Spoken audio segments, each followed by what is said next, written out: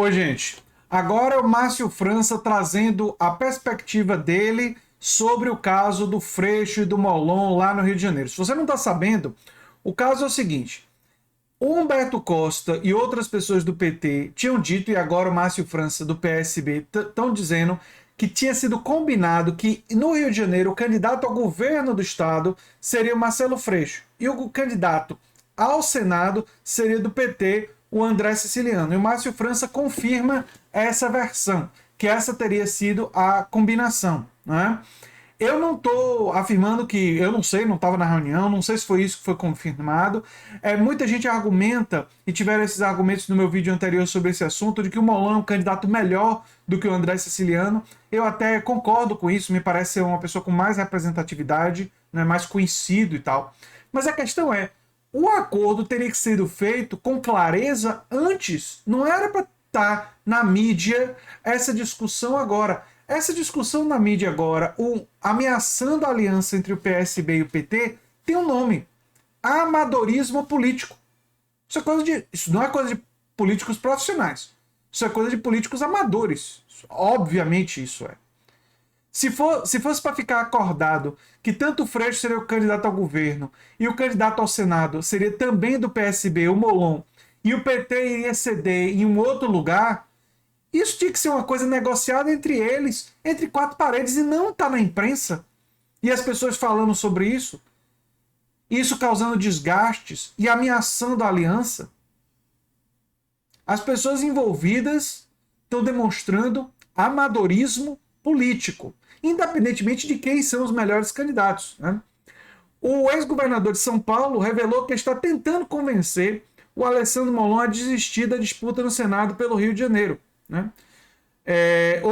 Segundo ele, houve um acordo entre os deputados federais Alessandro Molon e Marcelo Freixo para a definição dos nomes que iriam disputar o governo e o Senado. Quando o Freixo entrou, houve um combinado de que o Freixo fosse candidato ao governo, o Molon não seria candidato ao Senado, disse França, em entrevista ao Fórum 11:30. O que eu acho é o seguinte: você não precisa combinar. Se não combinar, não tem problema. Mas se combinar, tem que cumprir. Não é justo com quem você coloca do outro lado. Combinou, tem que cumprir. França disse que está se esforçando para convencer Molon a desistir da disputa ao Senado. Não é fácil. Ele é muito representativo, preparado e mais antigo do que o Freixo no partido. É muito respeitado por todos nós. É verdade, o Alessandro Molon está mais tempo no PSB e o Freixo, vocês se lembram, era deputado do PSOL e mudou para o PSB, não é? O Freixo não era originalmente do PSB. Ok, mas isso daí deveria ter sido negociado e confirmado entre quatro paredes e ficar tudo certo, e os partidos ficarem, não sem esse conflito. Aí chega em cima da hora da eleição, tem a homologação das candidaturas, e você ameaça uma aliança no Rio de Janeiro, que uma vitória da esquerda no Rio, vitórias, no plural, da esquerda no Rio, seriam fundamentais para constranger o bolsonarismo, cuja origem é no Rio de Janeiro. Bolsonaro é de lá. Os familiares dele são de lá. Fundamental. O epicentro, tem milícia em outros lugares, mas o epicentro da milícia é lá. Seria muito importante derrotar o bolsonarismo lá. O que significa que não pode ter esse amadorismo político. O candidato ao Senado por São Paulo afirmou ainda que espera conseguir convencê-lo. Nós temos até o dia 5. São momentos importantes de decisões e não tem motivo para antecipar a angústia. Olha, França, eu vou discordar de você. Tem motivo para criticar, não sei se antecipar a angústia, mas para criticar o amadorismo político. Isso aqui, isso está na imprensa, isso está ameaçando a aliança. É uma falta de competência política muito grande. França mencionou um exemplo, dando certo que essa história de Bivar, que pode apoiar Lula para presidente, muda tudo de novo, porque é um partido muito grande. No caso de São Paulo, são 2 minutos a mais de televisão. Não acreditem muito em televisão influenciando a pesquisa. O peso que a televisão tem hoje nas campanhas políticas é muito menor do que já foi no passado, viu?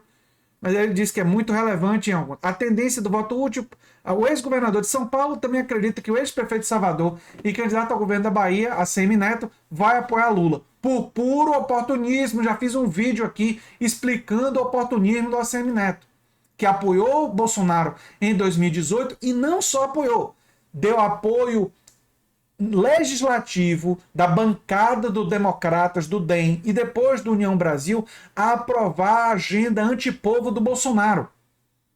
Então não vamos esquecer disso.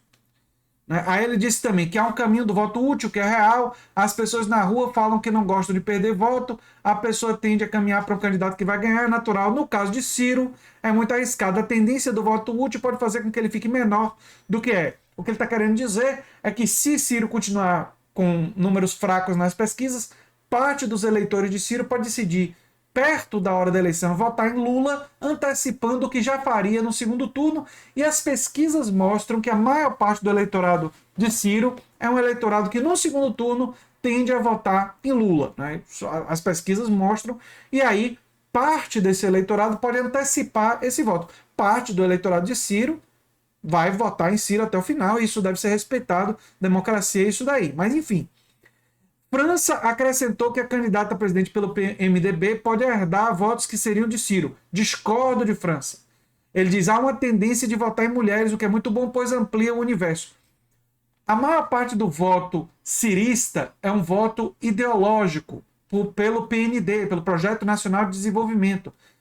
A Simone Tebet é uma pessoa com agenda liberal. Eu não acredito que esse voto útil, essa redução de Ciro, iria para Tebet. O voto que é cirista vai ficar com Ciro até o fim, e o voto cirista que é mais light e que votaria no segundo turno em Lula, a tendência é antecipar para Lula no primeiro turno, se for antecipar para alguém, né? Isso olhando as pesquisas e raciocinando junto com as pesquisas. Aqui tem a entrevista dele, né? Olha, na íntegra, vocês podem ir lá olhar. Olha, isso daqui é de um amadorismo político realmente revoltante, viu, gente? Revoltante. Porque, explicar para vocês, políticos experientes têm que negociar tudo isso e firmar o acordo com segurança muito antes, para não causar esses desgastes, não é? Eu estou, inclusive, fazendo um vídeo para alertar, para ver se a classe política progressista aprende com esses erros e não faz isso no futuro, né? O papel da gente aqui também é esse. Olha, esse tipo de coisa não pode acontecer no futuro, né? Se para o PSB era muito importante ter tanto Freixo quanto Molon nas candidaturas unificadas do campo progressista no Rio, eles poderiam abrir mão em outros estados, já que eles avaliam que o Molon é um candidato muito melhor do que o André Ceciliano. Então eles poderiam, tudo bem, a gente faz mais concessões em outros lugares. O que é que vocês acham?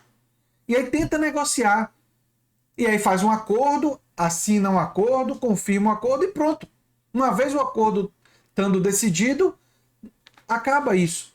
Mas que tipo de acordo, que combinação foi essa que aconteceu, que muita gente, como Márcio França, acredita que estava tudo certo e o Molon homologa a candidatura e não acha que está tudo certo? Lamentável esse amadorismo, é o que eu tenho a dizer sobre isso. Eu sou André Teixeira Jacobino, o canal Nova Máquina do Tempo. Se você gosta do que a gente faz, se inscreve, dá um like, compartilha. Quem sabe se torna um membro, apoiador do canal, quem sabe faz um dos nossos cursos. Mais informações no comentário fixado, junto com as fontes e a entrevista do França, se vocês quiserem ver e, enfim, refletir sobre esse assunto. Um abração e até o próximo vídeo. Tchau, tchau.